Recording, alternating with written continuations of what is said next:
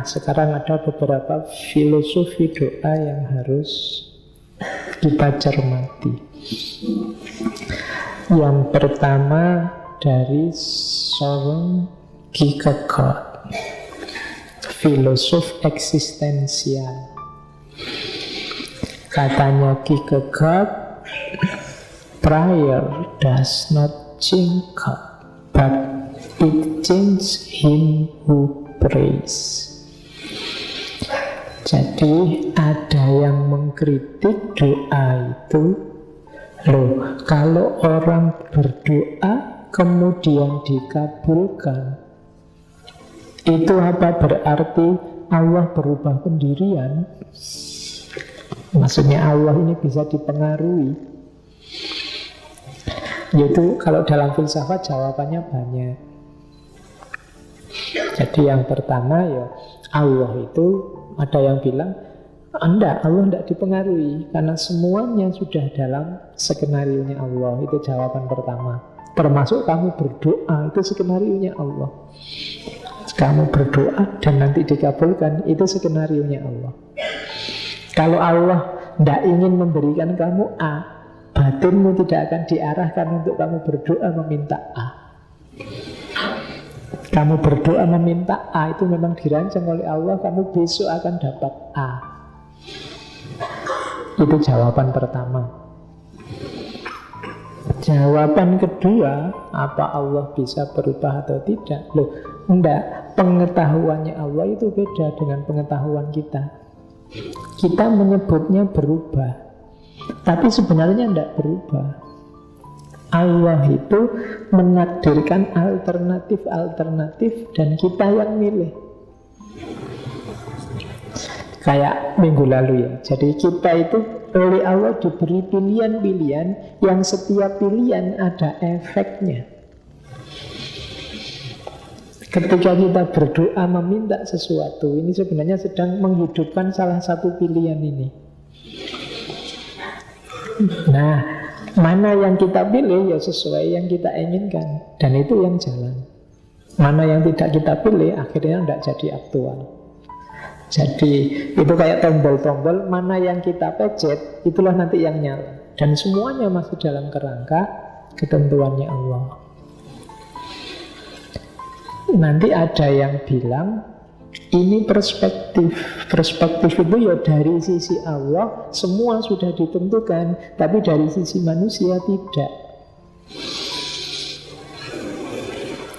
Pak, semuanya kan sudah takdir. Iya, dari sudut pandangnya Allah itu semua sudah di skenario, tapi kita tidak tahu skenarionya Allah yang mana. Kalau ada yang bilang, Pak, saya tidak usah ngapa-ngapain kan, kalau Allah menakdirkan sukses, ya nanti sukses. Oh, kalau kamu tidak ngapa-ngapain, kelihatannya Allah menakdirkanmu males. Ya, sederhananya kan begitu. Karena kita tidak tahu. Yang jelas kamu sekarang tidak ngapa-ngapain, berarti takdirmu sekarang jadi orang malas. Besok ya tidak tahu. Yang semuanya kuasanya Allah. Dan gitu. Saya sering cerita, hidup ini untuk mempertautkan perdebatan Qadariyah sama Jabariyah itu, hidup ini ada modalnya, ada usahanya, ada hasilnya. Modal dari Allah, usaha dari kita, hasil kembali ke Allah lagi. Kita dikasih modal akal, berpikir atau tidak itu usaha kita, hasil pikiran apa itu Allah yang menentukan. Kita dikasih modal akal, belajar atau tidak di tangan kita, lulus atau tidak di tangan Allah. Cuma kalau kita belajar, ada kemungkinan lulus, ada kemungkinan tidak di tangan Allah. Hanya saja kalau kita tidak belajar, kemungkinannya cuma tidak lulus. Nah, ini logika ini kalau di ilmu teologi namanya ini sunnatullah. Jadi sunnatullah itu kalau kamu belajar bisa lulus, bisa enggak. Dan itu kembali ke Allah. Tapi kalau kamu tidak belajar ya kemungkinannya tidak lulus. Kayak kalau kamu kawin bisa punya anak, bisa tidak punya anak. Tapi kalau kamu tidak kawin ya kemungkinannya tinggal tidak punya anak. Kalau punya anak berarti Ya kawin, bukan nikah loh ya, tadi contohnya kawin. Orang kawin itu kan bisa punya anak, bisa tidak punya anak. Oke, jadi prayer, nah katanya Kierkegaard, prayer does not change God, but it changes him who prays. Jadi orang yang berdoa itu kamu tidak usah mikir, Pak ini mengintervensi Allah, ini mengubah Allah, tidak usah mikir ke sana. Doa itu yang jelas mengubahmu yang berdoa. Tadi loh, doa itu membuat orang sadar tentang dirinya, yang banyak kelemahan, yang tidak pantas sombong, yang mau tidak mau butuh pertolongannya Allah untuk memenuhi semua yang diinginkan. Ini loh yang berubah. Dari manusia yang merasa bisa apa-apa, sekarang tahu bahwa dirinya lemah. Nah itu kan nanti mengubah total perilaku. Makanya it change him who prays. Kamu akan berubah. Orang yang sadar dengan doa, sadar hakikat doa, tidak mungkin sombong. Kalau ada orang sombong kok masih berdoa, itu kontradiktif. Katanya kamu kuat, katanya kamu jago, kok masih minta-minta. Katanya kamu pasti benar, katanya kamu orang besar, katanya kamu sudah. Kok masih minta-minta, itu kontradiksi. Orang yang berdoa itu harusnya tawadhu, merasa lemah, merasa kurang, merasa tidak berdaya. Itulah perubahan yang didapat dari doa. Jadi prayer does not change God, but it changes him who prays. Ajaran kedua, prayer is not asking, it is a longing of the soul. Kalau ini dari Gandhi, doa itu hakikatnya sebenarnya bukan minta, tapi kerinduan jiwa. Jadi kerinduan jiwa, untuk jiwamu itu sebenarnya merindukan Tuhan, merindukan Allah. It is longing of the soul. It is daily admission, pengakuan setiap hari akan kelemahanmu. Tadi sudah dijelaskan di depan. Nah yang terakhir ini yang kita perhatikan, it is better, lebih baik berdoa to have a heart without word. Hatinya hadir meskipun tidak terungkapkan lewat kata, dibandingkan words without a heart. Kalau word without heart itu kayak doa formalitas tadi. Jadi lebih baik berdoa itu pertama-tama hadirkan hatinya. Serius apa yang kamu inginkan. Jadi to have heart without word tidak apa-apa. Tanpa harus diwakili oleh mulut dengan kata-kata, tidak apa-apa. Tapi mau diwakilkan ke mulut keinginanmu apa, tidak apa-apa juga. Tapi jangan hatinya tidak hadir. Maksudnya apa? Serius, mantap, jelas yang kamu inginkan. Itu namanya hatinya hadir. Jadi berdoa pertama-tama perhatikan hatimu. Setiap kali berdoa kamu sadar enggak? Sholat itu sebenarnya 90% isinya itu doa-doa. Kamu sadar enggak? Rabbi firli warhamni warfa'ni warzukni wahdini wa. Itu kan doa semua. Tapi kan kamu waktu sholat kan enggak pernah itu pokoknya begitu. Sujud subhanallah subhanallah. Rabbi firli gitu. Masih berdoa loh ya. Ya, minta yang beneran ya Allah, ampunilah aku, kan gitu. Istighfar yang serius, biar Allah mengampuni beneran dosa kita. Oke, itu petuah dari Gandhi. Kemudian hati-hati jatuh ke sini. Many people pray as if God were a big aspirin pill. They come only when they hurt. Jadi Allah itu diperlakukan kayak pil. obat sakit kepala. Kalau butuh saja didekati. Kalau pas tidak butuh, dilupakan. Nah, banyak orang berdoa semacam ini. Kalau sedang susah, sedang banyak masalah, wah berdoanya mantep, nangis-nangis di itu pokoknya. Tapi begitu semua masalah selesai, lupa dia. Allah tidak dibutuhkan lagi, semua urusan sudah beres. Jadi di situ Allah itu seperti big aspirin pill, seperti pil obat sakit kepala yang besar. Kalau di Indonesia mungkin lebih populer Paramek. Ayo, masa Gusti Allah dipadake Paramek ya. Kalau pas pusing aja dicari-cari, kalau tidak pusing dicuekin. Nah, jangan. Karena tidak ada, kalau mengingat eksistensi manusia tadi, tidak ada hidup kita yang tidak butuh Allah setiap detiknya. Maka jangan jadikan Allah kayak pil. Kalau teman tidak apa-apa lah. Mungkin ada teman yang posisinya kayak pil, kalau lagi galau dicari-cari, kalau lagi seneng dicuekin aja. Kalau pas lagi tidak punya uang dicari-cari, lagi kita banyak duit dilupakan aja daripada disuruh nraktir.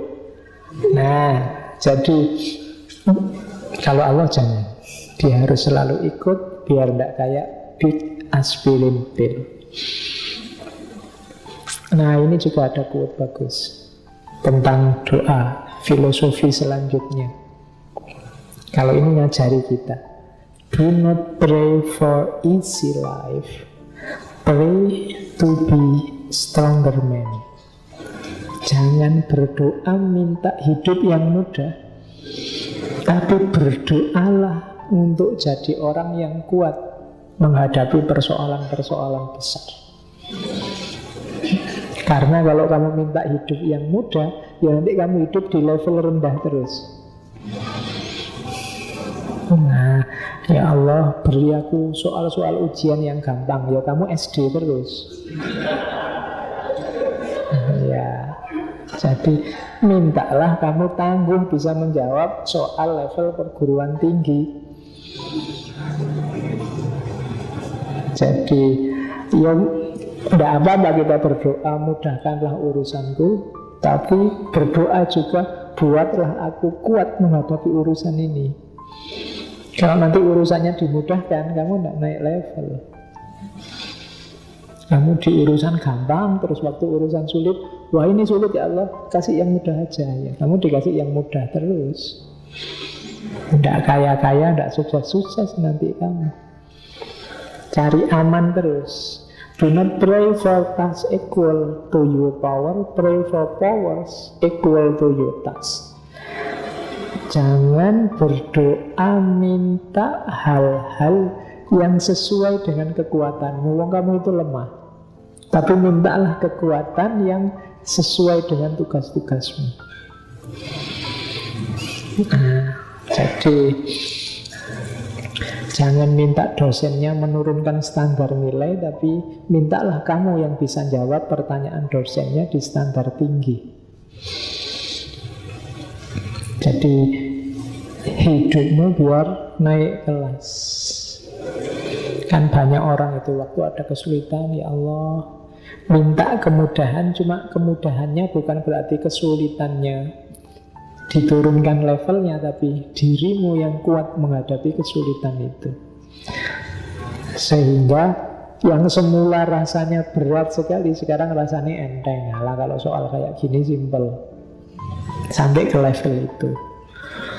Jadi mintalah kamu yang kuat, yang berdaya. Bukan level ujiannya yang diturunkan. Oke, itu nasihat selanjutnya, filosofi doa yang selanjutnya. Kalau ini ini disebut sincerity prayer. Ini doa klasik, doa lama. Seorang teolog namanya Reinhard Niebuhr. Doa ini populer sekali. Isinya doa, nanti ada beberapa filosofi di sini. Saya baca Indonesianya aja ya nanti, daripada telingamu keriting bolak-balik dengerin Inggris. Jadi, ya Tuhan, berikan aku keikhlasan menerima segala yang tidak bisa aku ubah, keberanian untuk mengubah segala yang bisa aku ubah, dan kebijaksanaan untuk mengetahui perbedaan di antara keduanya. Jadi ada orang yang berdoa cuma mungkin doanya sia-sia karena dia minta sesuatu yang tidak bisa diubah, yang tidak mungkin dikabulkan. Ya macam-macam, banyak hal kan yang sifatnya ijbari. Ijbari itu strimonen, hasilnya begitu. Misalnya saya lahir dari anak desa, misalnya ya Allah, mbok saya itu lahir dari anak kota, itu ndak iso, wis asli ini desa yang desa wae. Ya, misalnya kamu nonton TV drama Korea, orang Korea kok cakep-cakep, ya Allah, mbok aku kayak orang Korea, ndak bisa. Sudah aslimu begitu. Nah itu jangan minta mengubah sesuatu yang tidak bisa diubah. Nanti kamu stres sendiri loh. Nanti kamu stres gara-gara tidak bisa kayak bintang film Korea. Jangan minta sesuatu yang tidak bisa diubah. Ada hal yang ya terimonan, jangan dikomplain. Tapi ada banyak hal yang lain yang ini bisa diubah. Ubahlah. Pak, saya ujian ini kok jelek terus ya Pak. Jangan-jangan memang takdir Pak. Loh, enggak. Ini sesuatu yang bisa kamu ubah, tergantung ketekunanmu, keseriusanmu. Kalau ini bisa diubah. Cuma kalau tadi kamu ganteng apa jelek, tadi ya paten. Jadi jangan minta yang tidak bisa diubah, ubahlah yang bisa diubah. Untuk yang pertama, kamu butuh keikhlasan. Wis ikhlas kiwai, memang levelmu segitu. Tapi untuk yang kedua, beranilah untuk mengubah. Nah ini loh. Jadi kalau berdoa, kamu harus ngerti ranahnya. Nah terakhir, untuk tahu mana yang bisa diubah, mana yang tidak bisa diubah, kita butuh namanya kebijaksanaan. Ini yang dicintai oleh filsafat. Filsafat itu kan cinta kebijaksanaan. Jadi keikhlasan, keberanian, kebijaksanaan. Keikhlasan menerima yang tidak bisa diubah, keberanian bergerak mengubah yang bisa diubah, dan kebijaksanaan untuk tahu bedanya. Jadi menghadapi apapun, sensormu harus kuat. Ini bisa diubah apa enggak? Kalau masih bisa diubah, berani kamu mengubah. Tapi kalau enggak bisa, ini sudah mau tidak mau harus ini, kamu punya keikhlasan untuk menghadapinya. Nah, sensor tadi yang bisa mendeteksi apa namanya kebijaksanaan. Nah, misalnya ngaji ini berakhirnya jam 10. Itu jam 10 itu Pak, sesuatu yang bisa diubah apa tidak? Saya sudah ngantuk ini Pak. Sama, saya juga capek. Nah, kok dipaksa harus jam 10? Jangan-jangan kita salah deteksi. Ya, selesai jam 10 berarti apa? Sesuatu yang bisa diubah. Oke, kalau gitu selesainya minggu depan jam 11 ya. Nah, itu kan ternyata bisa diubah. Ada yang memang tidak bisa diubah. Yang tidak bisa diubah itu yang sudah paten-paten ini sudah. Mungkin yang kalau bahasa agama namanya ijbari. Yang kita tidak dosa karena itu, tidak dianggap jelek karena itu. Ya kayak wajahmu tadi misalnya nggak terlalu cakep, itu kan tidak dosa. Kalau ada yang bilang, kamu kok jelek sih, tidak apa-apa, tidak dosa kok. Iya. Ngapain kamu takut wong itu?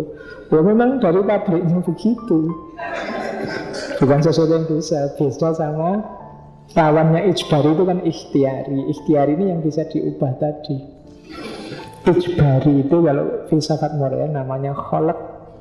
Kalau ikhtiari namanya khuluk. Nanti hasilnya namanya akhlak. Kalau akhlak diusahakan, tidak bisa diterima begitu saja. Karena dia ikhtiari, makanya ada baik, ada buruk. Beda sama kholak. Kalau kholak ini ijbari. Saya misalnya ya tingginya cuma segitu. Bisa ndak ya saya tingginya kayak sekolah bintang film yang tinggi besar gagah itu. Daripada waktuku habis untuk meninggikan badan. Banyak hal yang lain yang bisa bermanfaat. Toh yang tinggi apa tidak kan masuk kategori ijbari. Tidak dosa, tidak salah.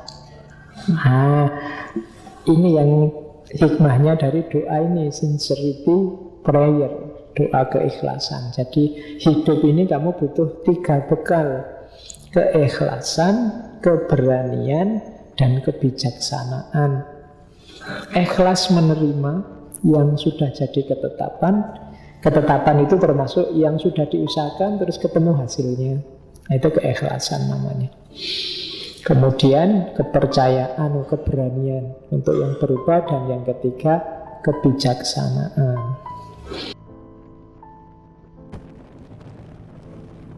Terima kasih untuk teman-teman yang sudah menonton video ini. Semoga video ini bisa menjadi wawasan baru untuk teman-teman semua. Jangan lupa subscribe dan aktifkan loncengnya untuk mensupport channel ini agar terus bisa memberikan sajian audio ngaji filsafat. Like video ini jika teman-teman suka, tinggalkan komentar dan bagikan video ini jika menurut teman-teman video ini bermanfaat. Tetap semangat dan jangan mengeluh.